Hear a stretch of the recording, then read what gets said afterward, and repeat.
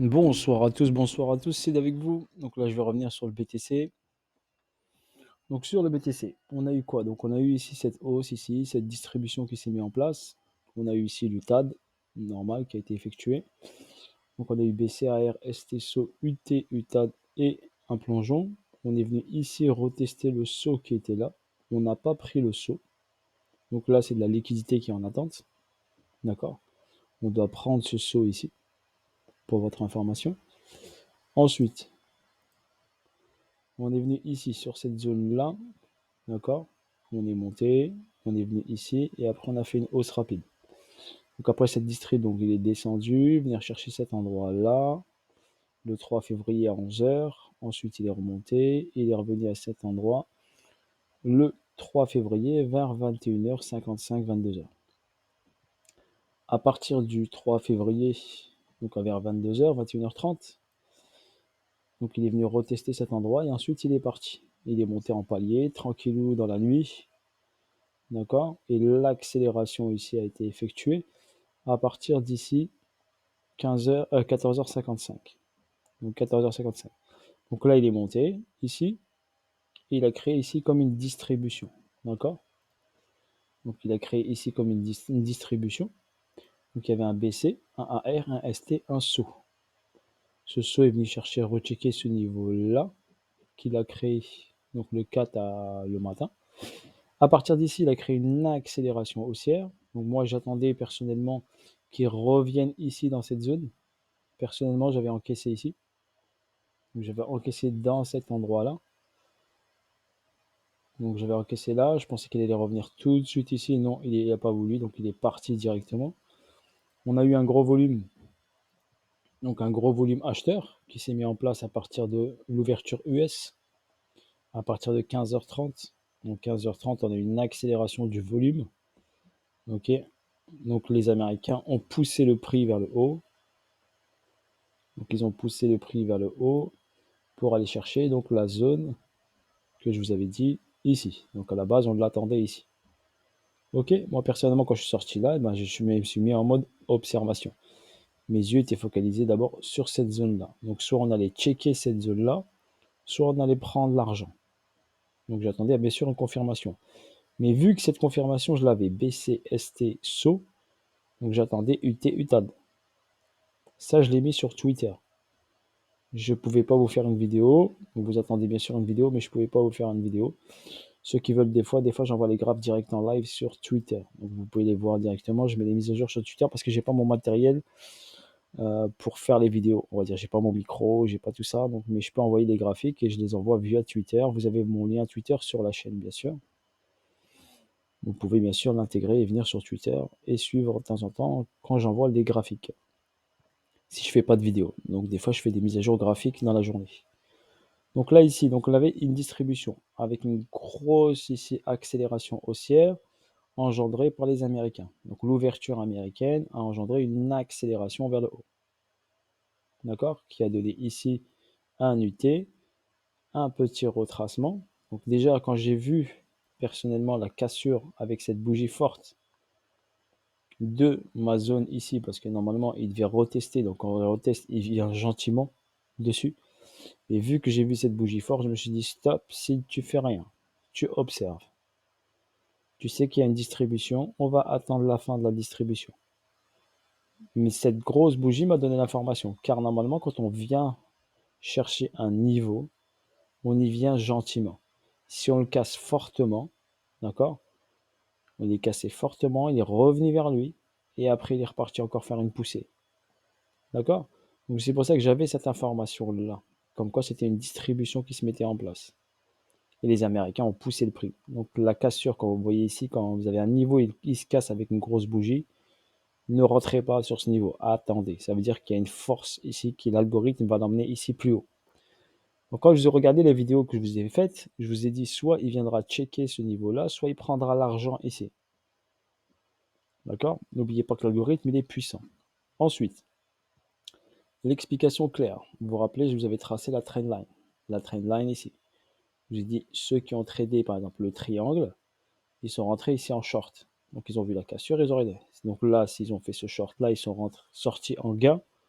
C'est très bien pour eux. S'ils ont gardé leur position, ils ont dit ça va aller plus bas. Et hop, je vous ai dit quoi? Le prix va faire le pullback, vous vous rappelez? Le prix va faire le pullback. Et boum, il a fait sortir tous ceux qui sont rentrés sur la trendline ici pour cassure ici. Déjà d'une, on a pris l'argent des trendliners qui ont joué la cassure et qui ne sont pas sortis de leur position. Soit on les a sortis en BE, soit on les a sortis en stop loss, soit ceux qui n'ont pas été gourmands, ben, ont caissé, ok, par rapport à ça.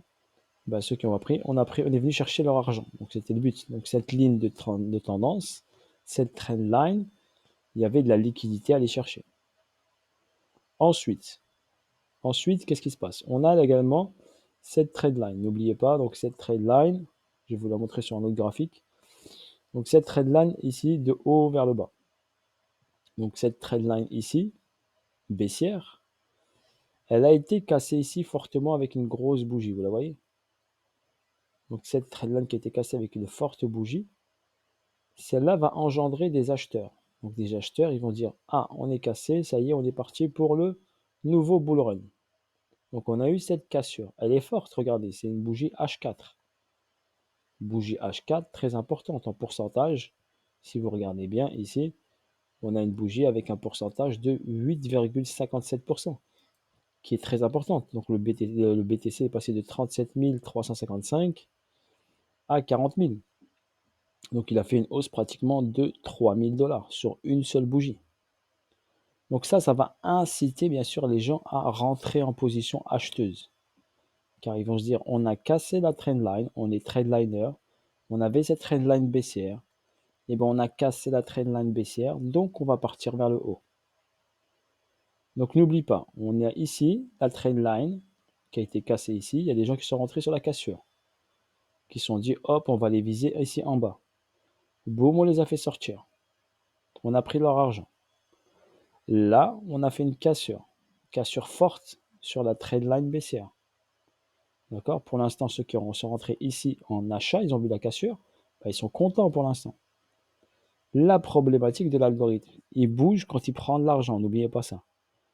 Donc là, s'il redescend ici, il va prendre de l'oseille. Donc il va prendre de l'argent. Il va faire sortir. D'accord? Et n'oubliez pas, quand on a une bougie ici comme ça, verticale, d'accord? C'est quoi? C'est un déséquilibre de marché. Donc quand on a un déséquilibre de marché, on vient le combler forcément à un moment ou à un autre. Soit immédiatement, soit juste un tout petit peu plus tard. Mais on viendra forcément redescendre vers le bas. En plus, information supplémentaire. Ici, j'ai une descente. Et j'ai un arrêt de la descente. Ici, j'ai une cause qui se met en place. Cette cause s'appelle une accumulation. Donc là, on a SC, là, on a ST, et là, on a une prise de liquidité ici de ces niveaux-là. Donc on est venu chercher l'argent. Mais on sait que ce niveau-là, il va sauter. On va venir prendre l'argent de ce niveau-là. Donc c'est pour ça que je vous ai dit, on a de fortes probabilités que les prix reviennent prendre l'argent ici en bas. Voilà. Soit faire un retest et remonter et après reprendre l'argent. Et ce qui va engendrer cette prise d'argent. Donc on va revenir dans la zone qui est ici. Dans cette zone-là. Proche des 30 000 $. Et ce niveau, il est à 32 951. Donc on doit venir chercher cet argent. Ok? Vous voyez, c'est pour ça que je vous explique, voilà les pièges à éviter. Il vaut mieux des fois ne pas rentrer en position, observer, attendre de beaux moments pour pouvoir rentrer en position. Si je vais par exemple en 15 minutes, allez, 15 minutes. 15 minutes, regardez qu'est-ce qui se passe. En 15 minutes, j'ai quoi ici? J'ai une accélération haussière. Ici, j'ai un gros déséquilibre de marché. Donc là, j'ai un gros déséquilibre de marché. D'accord? Qui est important ici. Cette accélération, il y a un gros déséquilibre. Donc forcément, le prix, il doit revenir obligatoirement ici, dans cette zone-là. D'accord? Obligatoirement, il doit revenir dans cette zone. Il n'a pas le choix, il est obligé. Il a accéléré, il doit combler le déséquilibre. D'accord? Il doit le combler le déséquilibre. Là, il n'y a pas de déséquilibre. Là, il y a déséquilibre. Là, ici, il y a déséquilibre. Donc déjà, en premier lieu, il faut qu'il déjà il compense celui-ci. Et ensuite, il ira chercher celui-là. D'accord? Et ensuite, on a un autre qui est juste là. Donc, étape par étape, il va y aller. Tranquillou milou. Mais pour l'instant, il va stagner ici. Vous allez le voir, ici, il va rester là. Il va rester là et à un moment, poum. Vous allez le voir, il va faire des fake hausse, et après il va descendre. Vous allez le voir devant vos yeux prochainement. D'accord? Mais c'est le but, c'est le but. D'accord? C'est le but, c'est d'aller chercher la liquidité. Car un prix bouge quand il va chercher de l'argent. Donc si on regarde bien ici, par exemple, les volumes, on va regarder les volumes. Donc les volumes, qu'est-ce qu'on a ici? On a un gros volume acheteur ici, et après tout de suite, les volumes ici chutent. Donc on a une baisse du volume à partir de 18h, 19h. 19h, le volume chute. D'accord? Hausse du volume rapide, chute. Donc hausse rapide, c'est pas très bon. D'accord? Quand on monte trop vite, c'est pas très bon. Quand on monte comme ça, en cascade, tranquillou, c'est beaucoup mieux. Quand on monte trop vite comme ça, on va remonter, on va redescendre comme si on est monté. C'est ça la problématique des extensions fortes. D'accord? Et en plus, quand on regarde bien, regardez, quand il est parti d'ici, donc il est parti d'ici, on avait dit ici à 22 heures. Si on calcule le pourcentage de hausse ici, on a un pourcentage de quand même 12%. Donc il est monté de 12%. Donc forcément, il va forcément corriger d'un certain pourcentage. Ok? Voilà pour votre information. Parce que moi, personnellement, je ne suis pas conseiller financier, mais je vous partage moi, personnellement, ce que je vois. Je le partage avec vous. Voilà. Là, j'ai plusieurs graphiques, bien sûr. Celui-là, c'est celui-là de Binance. Donc Binance, on a les bons volumes sur Binance. D'accord? Là, pour moi, ici, comme j'ai dit, BC, ST, SO, UT, UTAD. J'ai marqué ici, on est sur la période de purge, une purge. Donc, on va ici végéter un petit instant. D'accord? Avant d'effectuer peut-être un dernier plus haut ici, une accélération et vers le bas. Également, il y en a il y a également le gap ici. Il y a un gap, bien sûr, en haut ici, dans la zone des 42 000 ici, dans la zone des 41, 40, 42, je crois, si je ne me rappelle pas. On a 42, il y a un gap ici qui doit être comblé fortement. Donc pas forcément, on va pas forcément le combler tout de suite. Mais on peut y aller quand même, hein. On ne sait jamais. Les algorithmes ils sont capables de tout. Mais je ne le vois pas aller tout de suite. Je vois plutôt corriger et aller chercher après. Voilà en ce qui concerne le BTC. Pour l'instant, observe, j'attendrai plutôt d'abord je vais l'attendre ici qui végète. Et j'attendrai plutôt une descente, un retest pour rentrer en position vers le bas. Ok? Pour moi, il doit descendre. Donc après, j'ai pas la science infuse, mais je vous le dis. Pour moi, par rapport à ce que je vois, ce que j'analyse, pour moi, tout ce mouvement est fait pour prendre de l'argent, pour prendre des dollars. On est venu chercher des dollars. Les dollars des trade liners, les dollars de ceux qui viennent de rentrer il n'y a pas longtemps sur un achat du BTC. Ils ont cassé la trade line baissière. Donc ils se sont dit, ça y est, c'est parti, to the moon. Ok, donc faites attention à vos positions quand même. D'accord? Si on regarde ici le SP500, je vous montre le SP500. Donc là, il est venu checker une petite zone ici. Et là, il a fait une petite correction là, juste à la clôture. Donc là, ici à la clôture, il a fait une petite baisse à la clôture. D'accord? Là, il est monté jusqu'à ici. Donc il est monté jusqu'au 2 février à 21h30 ici en haut. Il a créé, là, il est hop, ici baissier. D'accord? Donc faites attention. Le SP500 a clôturé en baisse. Voilà pour votre information. Je ne vais pas aller plus loin, je vous ai essayé de tout décortiquer. Il y a juste un petit truc qu'on va rajouter. On va rajouter les contrats qui vont expirer. Donc on va aller ici et on va regarder les contrats qui expirent le 5. D'accord? Si vous regardez bien, on est à quoi? 40 548 dollars. Ok? 40 548 dollars. Quand on vient ici, ça c'est l'expiration du 5, donc demain. Donc demain, ça va expirer. Le max paying price, il est à 39 000. Déjà, on est au-dessus du max paying price. Déjà, on a cette information. Est-ce que vous pensez qu'on va laisser ici ces calls remporter la mise? Ce call, il est au-dessus de 40. C'est le plus important des volumes. Donc déjà, d'une, j'ai une information comme quoi le prix descendra en dessous des 40. Déjà, d'une. De 2, il y a aussi ce deuxième gros volume qui est là. Donc en dessous des 39. Donc déjà ici, j'ai ce gros 2 volumes en dessous de 39. Donc il ne va pas laisser cela gagner. Donc il va hop redescendre pour aller chercher la zone entre 38 et 39. Je dirais plutôt entre 37 et 38. Entre 37 et 38, ici cette zone ça pas. On fait hop pas gagner, on fait gagner juste cela.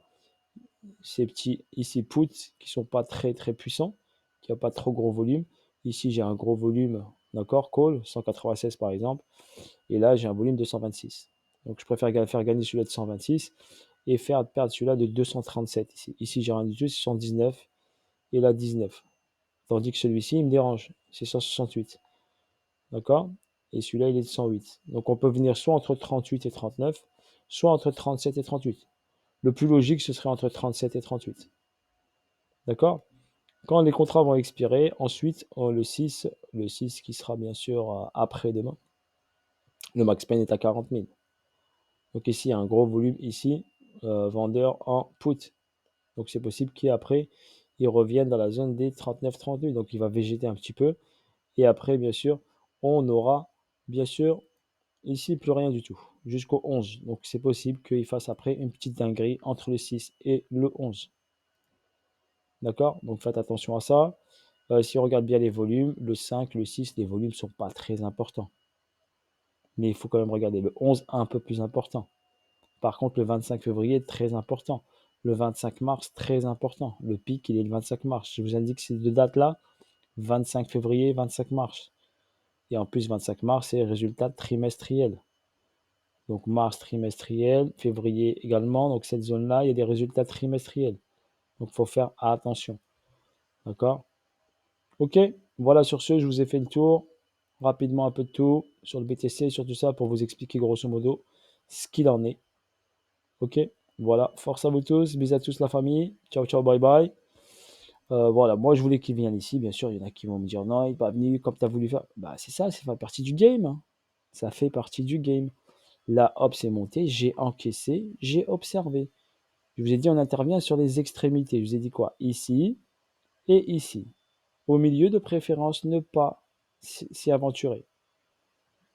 D'accord? Donc là, on l'a attendu ici, il n'est pas venu. Mais Alice, c'est pas grave. On n'est pas rentré en position, donc on n'est pas en danger. D'accord? Il est parti en haut, on l'a attendu là. Il a cassé avec une forte bougie, je l'attendais là. Forte bougie, il l'a cassé. Eh ben, j'attends une confirmation. Là, je sais que j'ai une distribution avec une grosse accélération et un price delivery, un déséquilibre de marché. Donc ici, je rentre pas, j'observe. Là, il est en train ici de végéter ici. Je vais voir ce qu'il va faire.